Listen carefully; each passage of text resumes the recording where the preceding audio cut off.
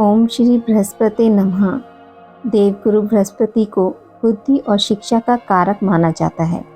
बृहस्पतिवार को बृहस्पति देवता की पूजा करने से धन, विद्या, मान सम्मान, प्रतिष्ठा और कई मनवांछित फल की प्राप्ति होती है। धार्मिक ग्रंथों के अनुसार गुरुवार को भगवान बृहस्पति की पूजा का विधान है। गुरुवार के दिन व्रत और कथा सुनने से घर परिवार में सुख समृद्धि बनी रहती है। चलिए सुनते हैं बृहस्पतिवार की संपूर्ण कथा और बृहस्पतिवार की आरती। प्राचीन काल की बात है। किसी राज्य में एक बड़ा प्रतापी और दानी राजा राज करता था। वह गुरुवार को व्रत रखकर दीन दुखियों की मदद करके पुण्य प्राप्त करता था, परंतु यह बात उसकी रानी को अच्छी नहीं लगती थी। वह ना तो व्रत करती थी और ना ही दान पुण्य में विश्वास रखती थी। इतना ही नहीं, वह राजा को भी ऐसा करने से मना करती थी। एक समय की बात है, राजा शिकार खेलने के लिए वन में गए। घर पर रानी और दासी थी। उसी समय गुरु बृहस्पति देव साधु का रूप धारण कर राजा के दरवाजे पर भिक्षा मांगने आए तो रानी कहने लगी, हे साधु महाराज, मैं इस दान और पुण्य से तंग आ गई हूँ। आप कोई ऐसा उपाय बताएं जिससे कि सारा धन नष्ट हो जाए और मैं आराम से रह सकूं। इतना सुनकर बृहस्पति देव ने कहा, हे देवी, तुम बड़ी विचित्र हो। संतान और धन से कोई दुखी होता है? अगर अधिक धन है तो इसे शुभ कार्यों में लगाओ। कुंवारी कन्याओं का विवाह कराओ। विद्यालय और बाग बगीचों का निर्माण कराओ, जिससे तुम्हारे दोनों लोग सुधरेंगे। परंतु साधु की इन बातों से रानी को खुशी नहीं हुई। उसने कहा, मुझे ऐसे धन की आवश्यकता नहीं है जिसे मैं दान दूं और जिसे संभालने में मेरा सारा समय नष्ट हो जाए। तब साधु ने कहा, अगर तुम्हारी ऐसी इच्छा है तो मैं जैसा तुम्हें बताता हूँ तुम वैसा ही करना। गुरुवार के दिन तुम घर को गोबर से लीपना, अपने बालों को पीली मिट्टी से धोना, राजा से हजामत बनाने को कहना, भोजन में मांस मदिरा का प्रयोग करना, कपड़े धोबी के यहाँ धुलने देना। इस प्रकार 7 बृहस्पतिवार करने से तुम्हारा समस्त धन नष्ट हो जाएगा। इतना कहकर साधु के रूप में बृहस्पति देव अंतर्ध्यान हो गए। साधु की कही बातों को पूरा करते हुए रानी को केवल 3 बृहस्पतिवार बीते थे कि उनकी समस्त धन संपत्ति नष्ट हो गई। भोजन के लिए राजा का परिवार तरसने लगा। तब एक दिन राजा ने रानी से बोला कि हे रानी, तुम यहीं रहो, मैं दूसरे देश को जाता हूँ, क्योंकि यहाँ पर मुझे सभी लोग जानते हैं, इसलिए मैं कोई छोटा कार्य नहीं कर सकता। ऐसा कहकर राजा दूसरे देश चला गया। वहाँ वह जंगल में लकड़ी काटकर लाता और शहर में बेचता। इस तरह वह अपना जीवन व्यतीत करने लगा। इधर राजा के प्रदेश जाते ही रानी और दासी दुखी रहने लगी। एक बार जब रानी और दासी को 7 दिन तक बिना भोजन के रहना पड़ा तो रानी ने अपनी दासी से कहा, हे दासी, पास के नगर में मेरी बहन रहती है, वह बड़ी धनवान है। तू उसके पास जा और कुछ ले आ, ताकि थोड़ी बहुत गुजर बसर हो जाए। दासी रानी की बहन के पास गई। उस दिन गुरुवार था और रानी की बहन उस समय बृहस्पतिवार व्रत की कथा सुन रही थी। दासी ने रानी की बहन को अपनी रानी का संदेश दिया, लेकिन रानी की बड़ी बहन ने कोई उत्तर नहीं दिया। जब दासी को रानी की बहन से कोई उत्तर नहीं मिला तो वह बहुत दुखी हुई और उसे क्रोध भी आया। दासी ने रानी को सारी बात बता दी।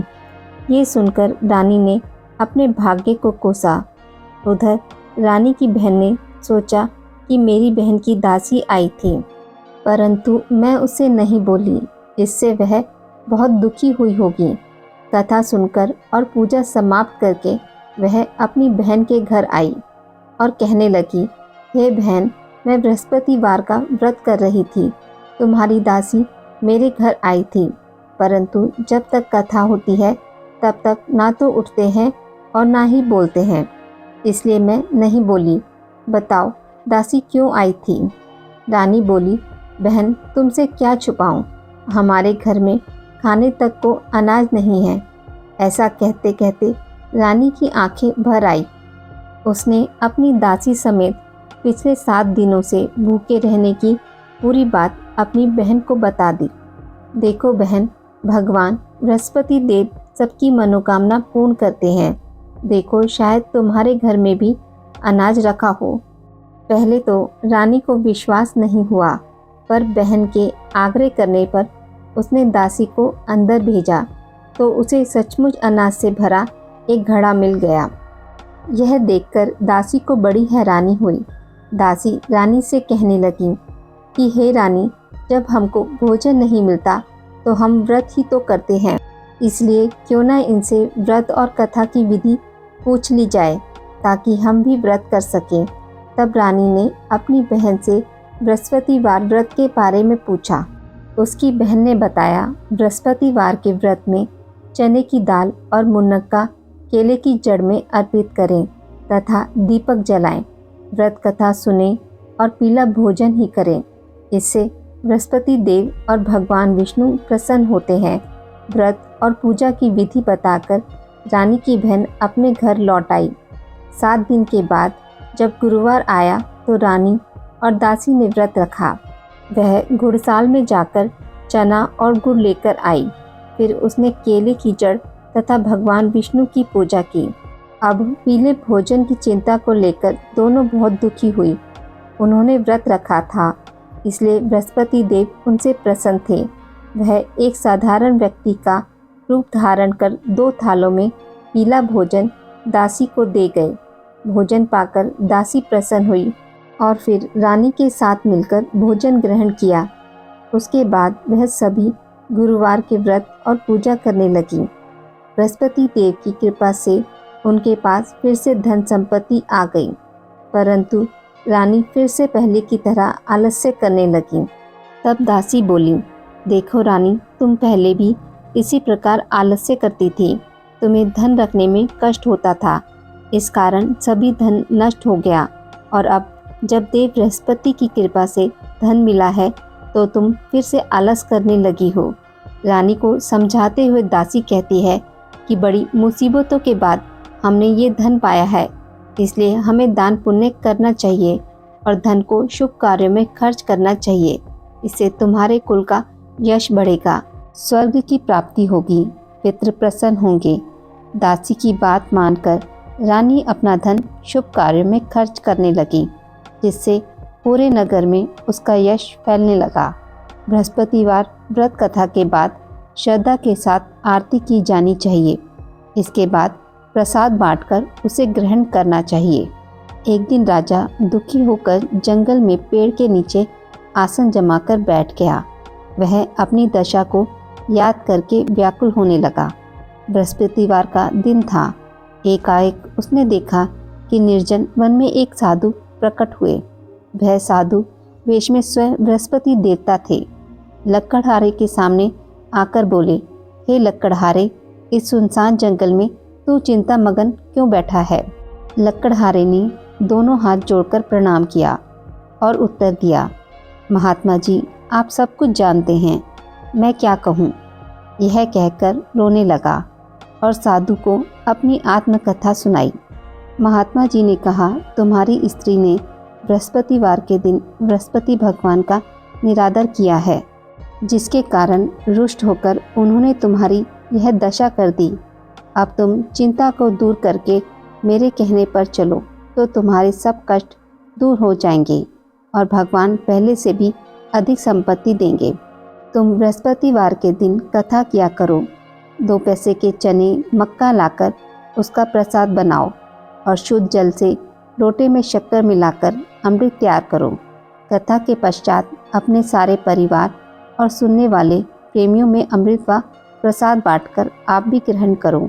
ऐसा करने से भगवान तुम्हारी सभी मनोकामनाएं पूरी करेंगे।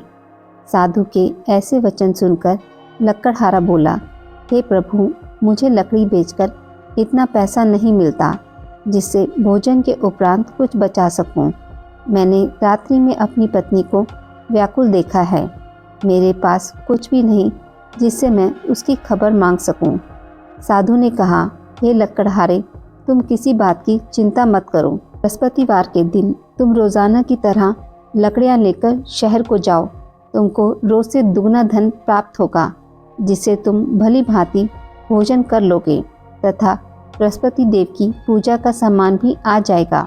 इतना कहकर साधु अंतर्ध्यान हो गए। धीरे धीरे समय व्यतीत होने पर फिर वही बृहस्पतिवार का दिन आया। लकड़हारा जंगल से लकड़ी काटकर किसी शहर में बेचने गया। उसे उस दिन और दिनों से अधिक धन मिला। राजा ने चना गुड़ लाकर गुरुवार का व्रत किया। उस दिन से उसके सभी कलेश दूर हो गए। परंतु जब दोबारा गुरुवार का दिन आया तो बृहस्पतिवार का व्रत करना भूल गया। इस कारण बृहस्पति भगवान नाराज हो गए। उस दिन उस नगर के राजा ने विशाल यज्ञ का आयोजन किया तथा शहर में यह घोषणा करा दी कि कोई भी मनुष्य अपने घर में भोजन ना बनावे, ना आग जलावे। समस्त जनता मेरे यहाँ भोजन करने आवे। इस आज्ञा को जो न मानेगा उसे फांसी की सज़ा दी जाएगी। इस तरह की घोषणा संपूर्ण नगर में करवा दी गई। राजा की आज्ञा अनुसार शहर के सभी लोग भोजन करने गए, लेकिन लकड़हारा कुछ देर से पहुंचा, इसलिए राजा उसको अपने साथ घर लिवा ले गए और ले जाकर भोजन करा रहे थे तो रानी की दृष्टि उस खूंटी पर पड़ी जिस पर उसका हार लटका हुआ था। वह वहां पर दिखाई नहीं दिया। रानी ने निश्चय किया कि मेरा हार इस मनुष्य ने चुरा लिया है। उसी समय सिपाहियों को बुलवा उसे कारागार में डलवा दिया। जब लकड़हारा कारागार में पड़ गया और बहुत दुखी होकर विचार करने लगा कि ना जाने कौन से पूर्व जन्म के कर्म से मुझे यह दुख प्राप्त हुआ, और उसी साधु को याद करने लगा जो कि जंगल में मिला था। उसी समय तत्काल बृहस्पति देव साधु के रूप में प्रकट हुए और उसकी दशा को देखकर कहने लगे, अरे मूर्ख, तूने बृहस्पति देव की कथा नहीं करी, इसी कारण तुझे दुख प्राप्त हुआ। अब चिंता मत कर। बृहस्पतिवार के दिन कारागार के दरवाजे पर 4 पैसे पड़े मिलेंगे। उनसे तू बृहस्पति देव की पूजा करना, तेरे सभी कष्ट दूर हो जाएंगे। बृहस्पतिवार के दिन उसे 4 पैसे मिले। लकड़हारे ने कथा कही। उसी रात्रि को बृहस्पति देव ने उस नगर के राजा को स्वप्न में कहा, हे राजन, तुमने जिस आदमी को कारागार में बंद कर दिया है वह निर्दोष है, वह राजा है, उसे छोड़ देना। रानी का हार उसी खूंटी पर लटका है। अगर तू ऐसा नहीं करेगा तो मैं तेरे राज्य को नष्ट कर दूंगा। इस तरह रात्रि के स्वप्न को देखकर राजा प्रातःकाल उठा और खूंटी पर हार देखकर लकड़हारे को बुलाकर क्षमा मांगी तथा लकड़हारे को योग्य सुंदर वस्त्र आभूषण देकर विदा कर दिया। बृहस्पति देव की आज्ञा अनुसार लकड़हारा अपने नगर को चल दिया। राजा जब अपने नगर के निकट पहुंचा तो उसे बड़ा आश्चर्य हुआ। नगर में पहले से अधिक बाग, तालाब, कुएं तथा बहुत सी धर्मशाला, मंदिर आदि बन गई हैं। राजा ने पूछा, यह किसका बाग और धर्मशाला है? तब नगर के सब लोग कहने लगे, यह सब रानी और बांदी के हैं। तो राजा को आश्चर्य हुआ और गुस्सा भी आया। जब रानी ने यह खबर सुनी कि राजा आ रहे हैं तो उन्होंने बांदी से कहा कि हे दासी, देख राजा हमको कितनी बुरी हालत में छोड़ गए थे। हमारी ऐसी हालत देखकर वह लौट ना जाए, इसलिए तू दरवाजे पर खड़ी हो जा। आज्ञा अनुसार दासी दरवाजे पर खड़ी हो गई। राजा आए तो उन्हें अपने साथ लिवा लाई। तब राजा ने क्रोध करके अपनी रानी से पूछा कि यह धन तुम्हें कैसे प्राप्त हुआ है? तब उन्होंने कहा, हमें यह सब धन बृहस्पति देव के इस व्रत के प्रभाव से प्राप्त हुआ है। राजा ने निश्चय किया कि 7 रोज बाद तो सभी बृहस्पति देव का पूजन करते हैं, परंतु मैं प्रतिदिन दिन में 3 बार कहानी तथा रोज व्रत किया करूँगा। अब हर समय राजा के दुपट्टे में चने की दाल बंधी रहती तथा दिन में 3 बार कहानी कहता। एक रोज राजा ने विचार किया कि चलो अपनी बहन के यहाँ हो आवे। इस तरह निश्चय कर राजा घोड़े पर सवार हो अपनी बहन के यहाँ को चलने लगा। मार्ग में उसने देखा कि कुछ आदमी एक मुर्दे को लिए जा रहे हैं। उन्हें रोककर राजा कहने लगा, अरे भाइयों, मेरी बृहस्पति देव की कथा सुन लो। वे बोले, लो हमारा तो आदमी मर गया, इसको अपनी कथा की पड़ी है। परंतु कुछ आदमी बोले, अच्छा कहो, हम तुम्हारी कथा भी सुनेंगे। राजा ने दाल निकाली और जब कथा आधी ही हुई थी कि मुर्दा हिलने लग गया, और जब कथा समाप्त हो गई तो राम राम करके मनुष्य खड़ा हो गया। आगे मार्ग में उसे एक किसान खेत में हल चलाता मिला। राजा ने उसे देख और उससे बोले, अरे भाई, तुम मेरी बृहस्पतिवार की कथा सुन लो। किसान बोला, जब तक मैं तेरी कथा सुनूंगा तब तक 4 हरिया जोत लूँगा, जा अपनी कथा किसी और को सुनाना। इस तरह राजा आगे चलने लगा। राजा के हटते ही बैल पछाड़ खाकर गिर गए तथा किसान के पेट में बड़ी जोर का दर्द होने लगा। उस समय उसकी माँ रोटी लेकर आई। उसने जब यह देखा तो अपने पुत्र से सब हाल पूछा और बेटे ने सभी हाल कह दिया। तो बुढ़िया दौड़ी दौड़ी उस घुड़सवार के पास गई और उससे बोली कि मैं तेरी कथा सुनूंगी, तू अपनी कथा मेरे खेत पर चलकर ही कहना। राजा ने बुढ़िया के खेत पर जाकर कथा कही, जिसके सुनते ही वह बैल उठ खड़े हुए तथा किसान के पेट का दर्द भी बंद हो गया। राजा अपनी बहन के घर पहुंचा। बहन ने भाई की खूब मेहमानी की। दूसरे रोज प्रातःकाल राजा जगा तो वह देखने लगा कि सब लोग भोजन कर रहे हैं। राजा ने अपनी बहन से कहा, ऐसा कोई मनुष्य है जिसने भोजन नहीं किया हो, जो मेरी बृहस्पतिवार की कथा सुन ले। बहन बोली, हे भैया, यह देश ऐसा ही है कि पहले यहाँ लोग भोजन करते हैं, बाद में अन्य काम करते हैं। अगर कोई पड़ोस में हो तो देखाऊं। वह ऐसा कहकर देखने चली गई, परंतु उसे कोई भी ऐसा व्यक्ति नहीं मिला जिसने भोजन ना किया हो। अतः वह एक कुम्हार के घर गई जिसका लड़का बीमार था। उसे मालूम हुआ कि उनके यहाँ 3 रोज से किसी ने भोजन नहीं किया है। रानी ने अपने भाई की कथा सुनने के लिए कुम्हार से कहा। वह तैयार हो गया। राजा ने जाकर बृहस्पतिवार की कथा कही, जिसको सुनकर उसका लड़का ठीक हो गया। अब तो राजा की प्रशंसा होने लगी। एक रोज राजा ने अपनी बहन से कहा कि हे बहन, हम अपने घर को जाएंगे, तुम भी तैयार हो जाओ। राजा की बहन ने अपनी सास से कहा। सास ने कहा, चली जा, परंतु अपने लड़के को मत ले जाना, क्योंकि तेरे भाई के कोई औलाद नहीं है। बहन ने अपने भाई से कहा, हे भैया, मैं तो चलूँगी, पर कोई बालक नहीं जाएगा। राजा बोला, जब कोई बालक नहीं चलेगा तब तुम ही क्या करोगी। बड़े दुखी मन से राजा अपने नगर को लौट आया। राजा ने अपनी रानी से कहा, हम निर्वंशी हैं, हमारा मुख देखने का धर्म नहीं है और कुछ भोजन आदि नहीं किया। रानी बोली, हे प्रभु, बृहस्पति देव ने हमें सब कुछ दिया है, वह हमें औलाद अवश्य देंगे। उसी रात को बृहस्पति देव ने राजा के स्वप्न में कहा, हे राजा, उठ, सभी सोच को त्याग दे, तेरी रानी गर्भ से है। राजा को यह बात सुनकर बड़ी खुशी हुई। 9वें महीने में उसके गर्भ से एक सुंदर पुत्र पैदा हुआ। तब राजा बोला, हे रानी, स्त्री बिना भोजन के रह सकती है, पर बिना कहे नहीं रह सकती। जब मेरी बहन आवे तुम उससे कुछ मत कहना। रानी ने सुनकर हाँ कर दिया। जब राजा की बहन ने यह शुभ समाचार सुना तो वह बहुत खुश हुई तथा बधाई लेकर अपने भाई के यहाँ आई। तभी रानी ने कहा, घोड़ा चढ़कर तो नहीं आई, गधा चढ़ी आई। राजा की बहन बोली, भाभी, मैं इस प्रकार ना कहती तो तुम्हें औलाद कैसे मिलती। बृहस्पति देव ऐसे ही हैं, जैसी जिसकी कामना हो सभी को पूर्ण करते हैं। जो सद्भावना पूर्वक बृहस्पतिवार का व्रत करता है, एवं कथा पढ़ता है अथवा सुनाता है, दूसरों को सुनाता है, बृहस्पति देव उसकी सभी मनोकामनाएं पूर्ण करते हैं। भगवान बृहस्पति देव उसकी सदैव रक्षा करते हैं। संसार में जो मनुष्य सद्भावना से भगवान जी का पूजन व्रत सच्चे हृदय से करते हैं तो उनकी सभी मनोकामनाएं पूर्ण करते हैं। जैसी सच्ची भावना से रानी और राजा ने उनकी कथा का गुणगान किया तो उनकी सभी इच्छाएं बृहस्पति देव जी ने पूर्ण की थी।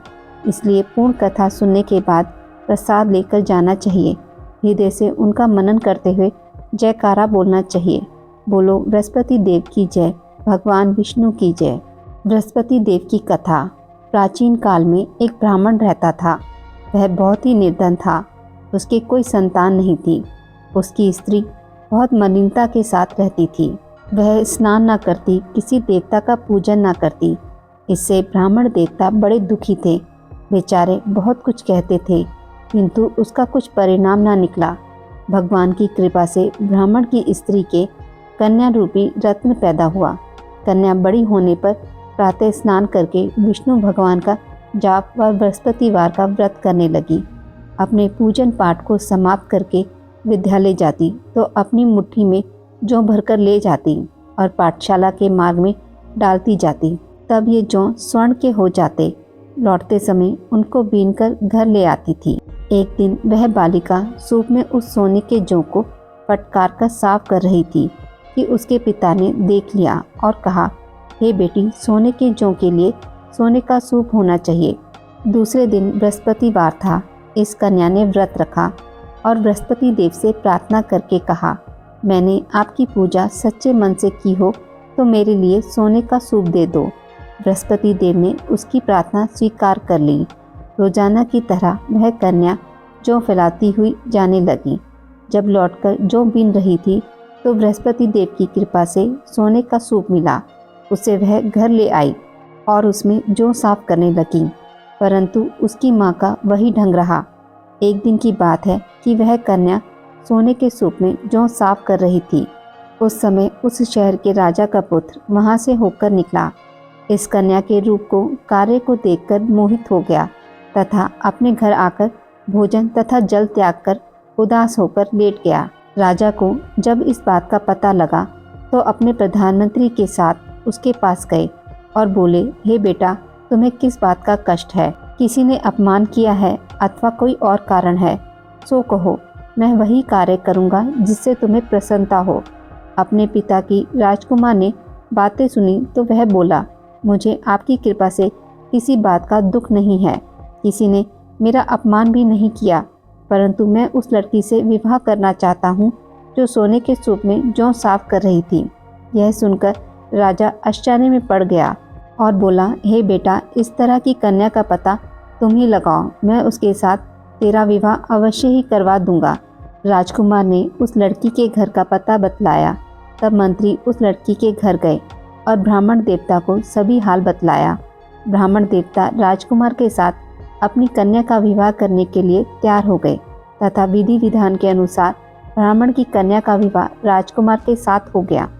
कन्या के घर से जाते ही पहले की भांति उस ब्राह्मण देवता के घर में गरीबी का निवास हो गया। अब भोजन के लिए भी अन्न बड़ी मुश्किल से मिलता था। एक दिन दुखी होकर ब्राह्मण देवता अपनी पुत्री के पास गए। बेटी ने पिता की दुखी अवस्था को देखा और अपनी माँ का हाल पूछा। तब ब्राह्मण ने सभी हाल कहा। कन्या ने बहुत सा धन देकर अपने पिता को विदा कर दिया। इस तरह ब्राह्मण का कुछ समय सुखपूर्वक व्यतीत हुआ। कुछ दिन बाद फिर वही हाल हो गया। ब्राह्मण फिर अपनी कन्या के यहाँ गया और सारा हाल कहा तो लड़की बोली, हे पिताजी, आप माताजी को यहाँ रिवा लाओ, मैं उन्हें विधि बता दूंगी जिससे गरीबी दूर हो जाए।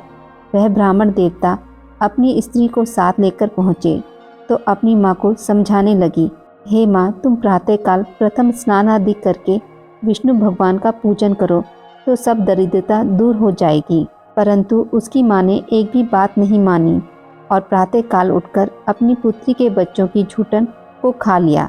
उससे उसकी पुत्री को भी बहुत गुस्सा आया और एक रात को कोठरी से सभी सामान निकाल दिया और अपनी माँ को उसमें बंद कर दिया। प्रातःकाल उसे निकाला तथा स्नान आदि करा के पाठ करवाया तो उसकी माँ की बुद्धि ठीक हो गई और फिर प्रत्येक बृहस्पतिवार को व्रत रखने लगी। इस व्रत के प्रभाव से उसके माँ बाप बहुत ही धनवान और पुत्रवान हो गए और बृहस्पति जी के प्रभाव से इस लोक में सुख भोग कर स्वर्ग को प्राप्त हुए। सब लोग विष्णु भगवान की जय बोलो। बृहस्पति देव की जय।